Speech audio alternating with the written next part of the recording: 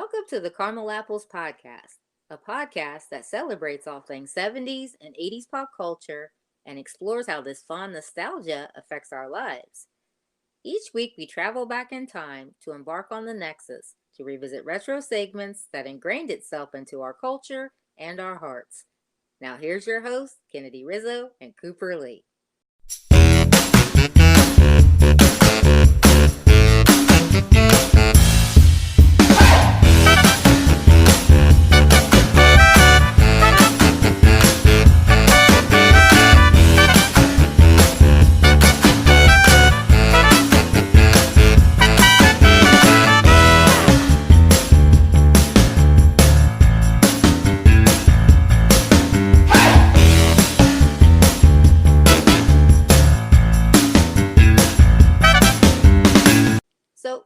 It's of no secret if you're familiar with our podcast that Cooper Lee and myself are truly a couple of diehard, self-proclaimed movie buffs, especially old school classic films.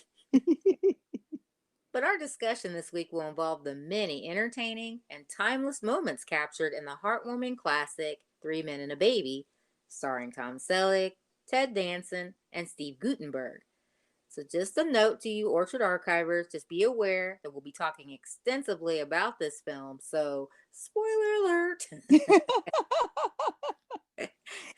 And shameless movie buffs we are. Oh yeah. My goodness.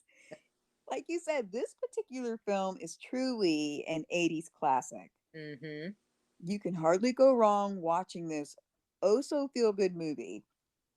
I'd say 3 Men and a Baby debuted in the year 1987, one of your favorite and most memorable years of the 80s. Correct, Cooper. Correctamundo. And just real quick, we do talk about 1987 quite a bit on the podcast. That was a very pivotal and memorable year. Yes. So, again, we went and saw this back in 87, and we saw this with our cousins. And it was kind of like a slumber party type thing. We just enjoying the weekend. And like they lived, I'd say about maybe 30 minutes away from us. But anyway, they just built a multiplex. It was new at the time. Mm-hmm. And it was part of the memories of going to see this movie with them at the new multiplex at that time. That's memories gold right there. Like you can't get it. It doesn't get any better than that. So yes, absolutely agree. So not only was 3 Men and a Baby a good choice, but as per usual, there are always awesome nostalgic memories surrounding it. Totally, Kennard. And we just mentioned the 3 old school seasoned actors, that being Tom Selleck, who played Peter the architect, Ted Danson, who played Jack the actor, and Steve Guttenberg, who played Michael the artist / cartoonist. And it's really an excellent pairing as far as casting goes for the film. Oh yeah. 3 Men and a Baby was one of the more notable Hollywood cinematic works of the late 80s, but it's also a comedy that's cute and funny. It's one of those lighthearted movies that's, in my humble opinion, easy, relaxing entertainment, where for about, let's say, an hour and 47 minutes, how's that for being exact? To your wish back to reality. But you can cherish those moments, of that escape. Oh, I agree, Coop. Well, this cute comedy, mildly infused with a touch of suspenseful crime-style subplot, to give it an interesting layer, it enhances and not detracts from the main point of the story. Mm-hmm. The 3 bachelors all have a refreshing, charismatic angle to help drive the story and really draws and pulls you in as their adventure unfolds. Now, this was something I didn't even remotely remember or know concerning 3 Men and a Baby. And who actually directed this movie? Oh, okay. Yeah, let's see what you think. Fun fact. Did you know that Leonard Nimoy of Star Trek fame is the one responsible for directing this fascinating tale? What? If only you could see your face on that, Kennard. OMG. no, I did not know that. Yeah, surprise, surprise. That is, and it wouldn't have been a remote thought even until you just said something. Wow, that's a neat fun fact there, Cooper. Thanks so much for sharing. No problem. I'm still so amazed over all the neat things we find out as we go about reacquainting ourselves with our chosen retro topics. So now let's get into a little bit of what this movie offers. Sounds good.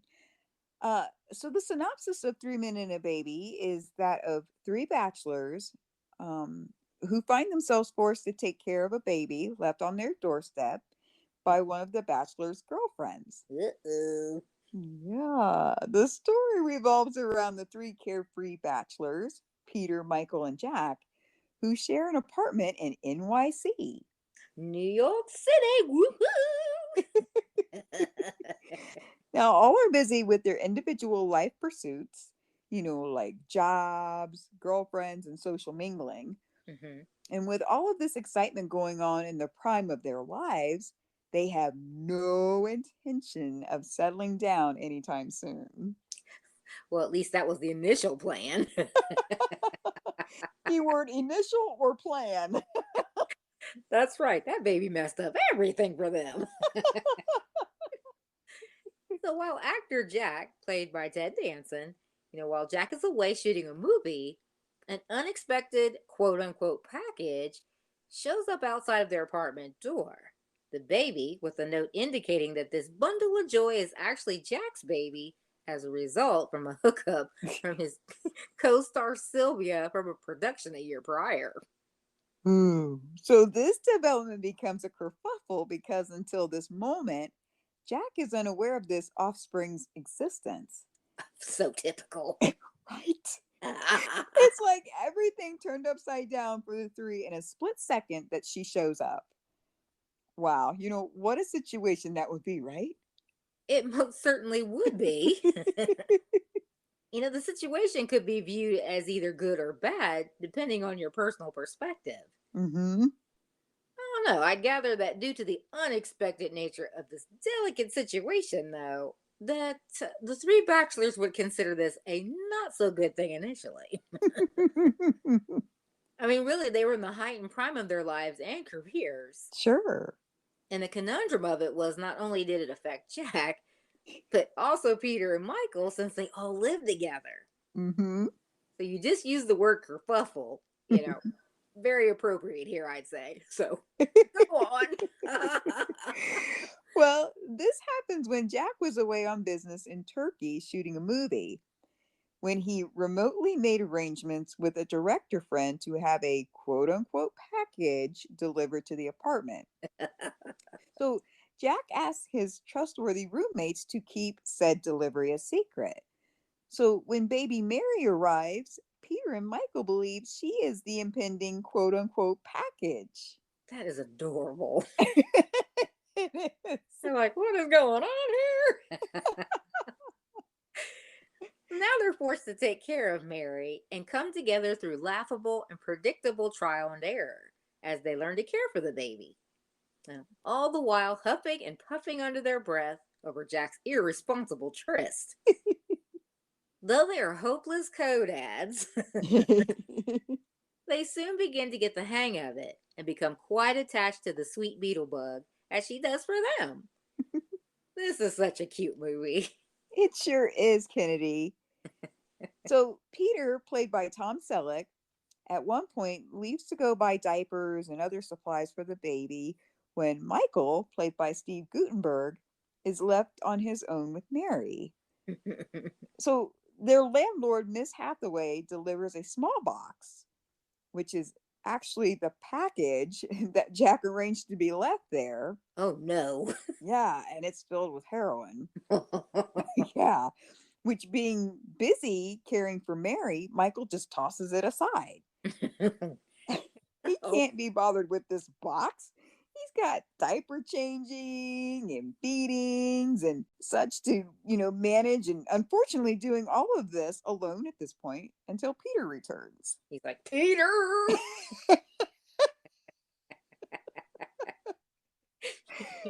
Fun fact, The Pampers Company paid $50,000 for their brand of diapers to be used in this movie. Oh, that's pretty cool. Mm-hmm. Well, again, it's worth noting how charming and entertaining it is to watch these guys juggle the demands of baby care intermingled in with their careers and social lives. I agree. It's a lot of fun watching them handle these newfound circumstances in hilarious stereotypical fashion of diapering and baby tending. Oh, truly. I think I'd be all thumbs too, actually, but thankfully they weren't novices for long. For the men's paternal instincts, they come into play and kick into high gear, as is quite evident by film's end. The movie gets going and the natural comedy ensues. But there's a warm, relatable side to how this film develops, and this heartwarming tale really allows you to dive into the story.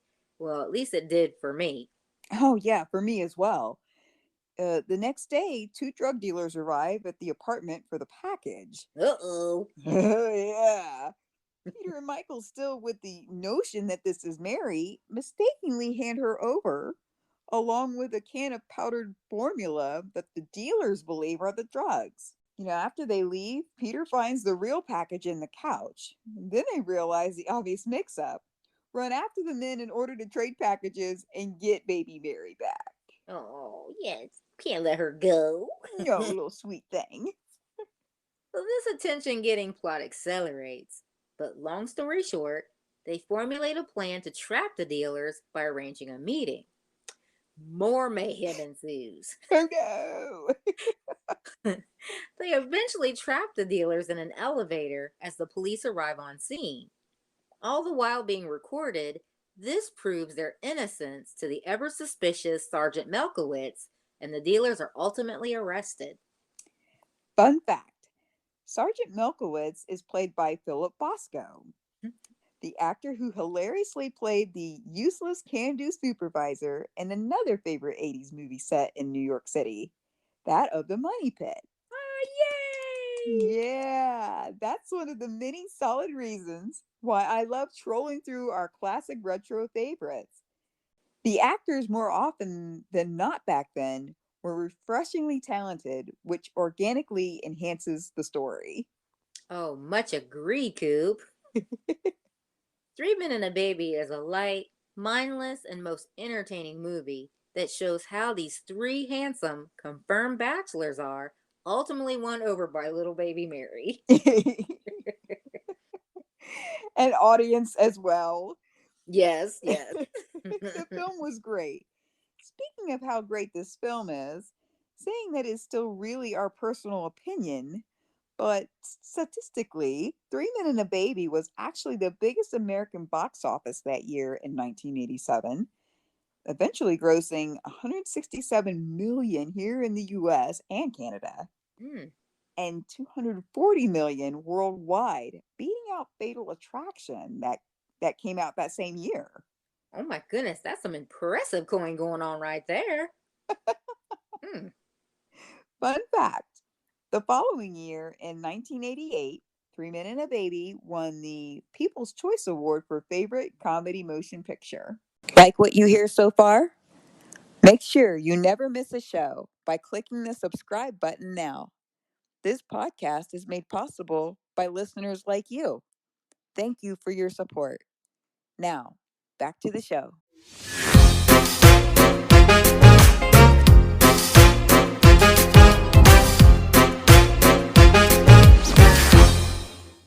Further testimony that the money doesn't lie. Mm-hmm.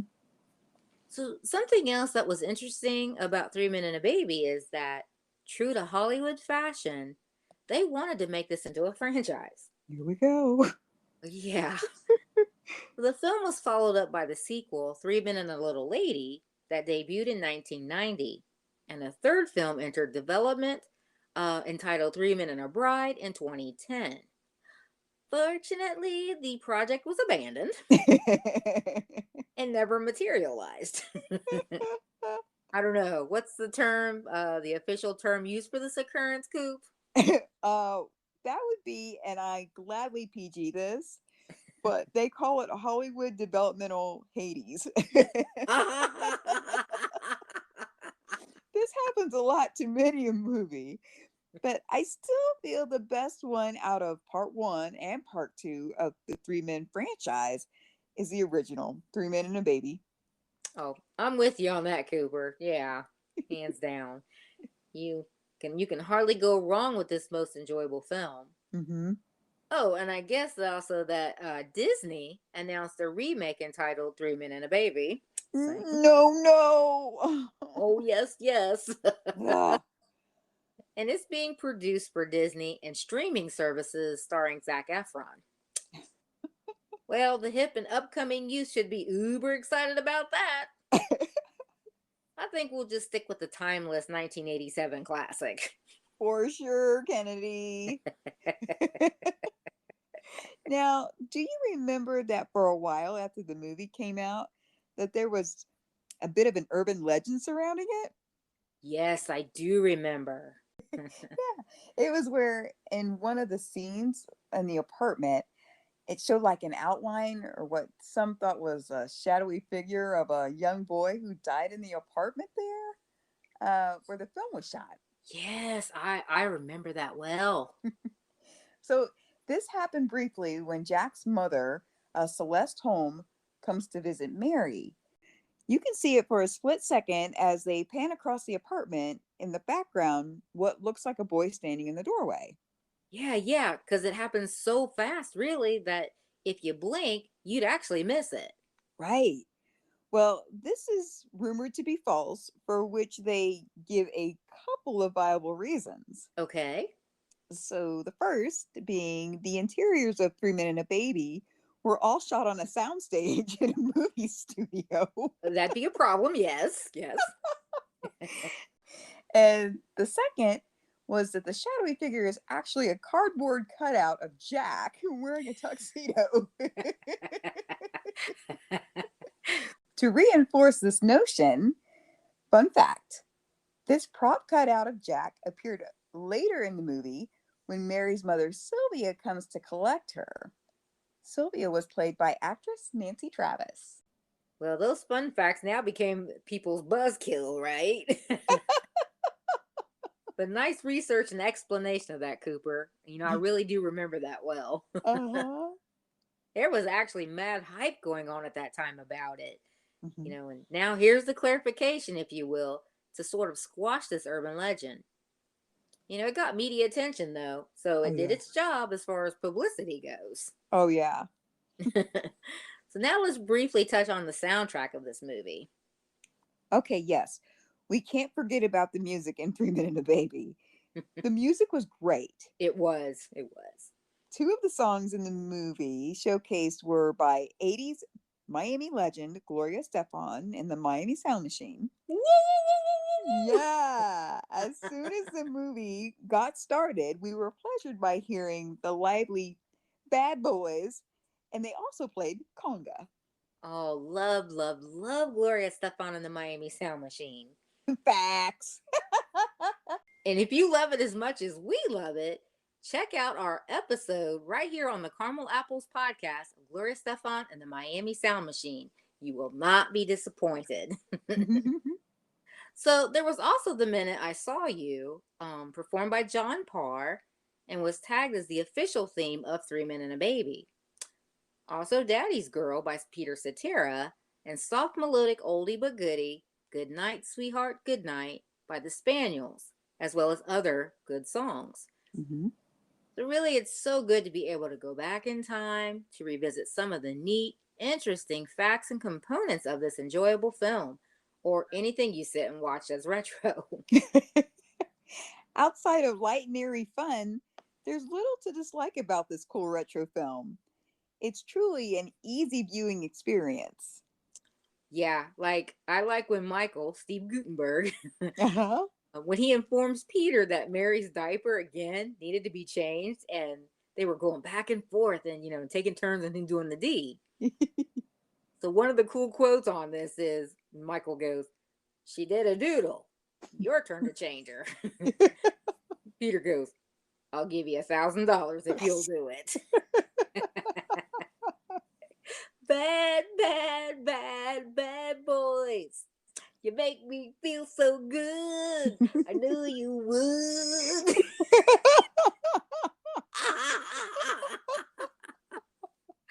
Take it away, Gloria. She'd be like, I'm going to Quick. take you away. Right. Oh no, just hearing this song launch off at the beginning of the movie just totally hyped you up. It really did. Yeah, you were just ready to dive into the adventure and potential mayhem. Yeah, this was the common feel, though, that so many of these wonderful movies back then engendered. Yeah, and 3 Men and a Baby provides and rides on the natural flowing chemistry the three main characters generated with each other. Yes. The talents blending nicely here is no mere accident. These three together, Selick, Danson, and Gutenberg, with a dollop of Mary, make this movie shine. That is so cute. He's a little plug, a little dollop. Oh. He's sweet. Well, Selick, Danson, and Gutenberg's considerable talents and playboyish charisma heavily contributed to this movie's success. Mhm. And you skip to the scene where Peter and Michael finally diaper Mary, and they hold her up admiring their handiwork when the diaper falls off. Peter goes, the little insect was just waiting for that diaper to fall off. This movie was great, Coop. He called her an insect. That is cute. And it makes you want to go back and watch it again. And if you haven't had the good pleasure of viewing 3 Men and a Baby, by all means, please do, because you'll walk away from the experience having had a good time. Oh, agreed. So, as you can see, 3 Men and a Baby sparks an undeniable charm with audiences as we watch the movie. Mhm. There was plenty of wonderful comedic scenes throughout as the three unsuspecting bachelors go through the ever relatable frustrations of having to deal with this sweet baby in the early stages of her care. Yes. But then Mary eventually starts to win them over. It's a bit edgy, that the filmmakers threw in the subplot, including a touch of dark with the drug theme. Yes, yes, it was. But, even with that, 3 Men and a Baby still manages to entertain and makes us laugh and smile. They changed her diapers, she changed their lives. And because of that, as Tom Selleck, Peter, would say to baby Mary, and I quote, he says, your daddy's a dead man.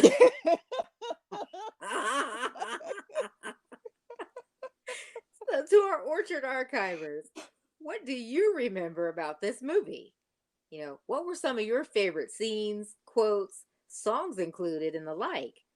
Also, we mentioned and know the three bachelors' first names, Peter, Jack, and Michael. Do you remember what each of their respective surnames were? Hit us up and let us know. As always, we're eager to hear your nostalgic thoughts on this lovely retro gem of a movie.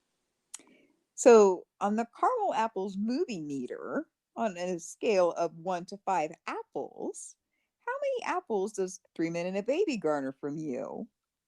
Oh, well, considering it has like so many of the crazy awesome components, it's a 9 or 87. Yes. It has old school talented actors. It has a good storyline. Uh-huh. Great music. Oh my goodness. And did I mention it was in 1987? I would give this 5 apples. Nice. Nice. I'm sure they'd appreciate that.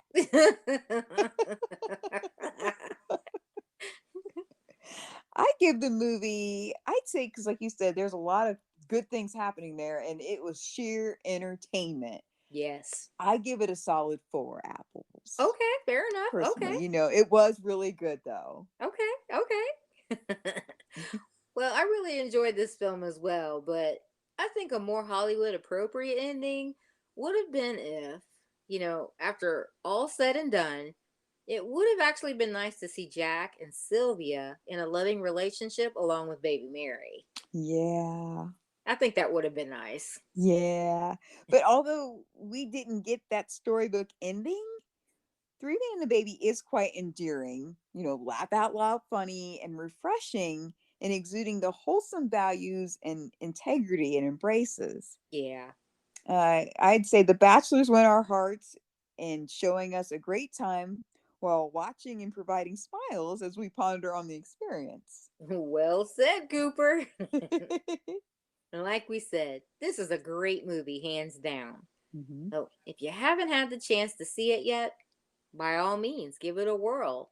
And if you have had the opportunity to see it, then by all means, pop in that DVD or stream it again because it's that good. Hmm. Make no mistake, Three Men and a Baby is a genius artifact of the late 80s. And that's it for this week's episode.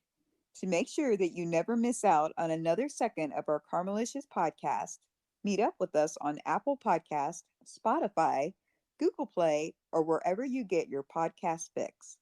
Bye for now, and thanks so much for listening.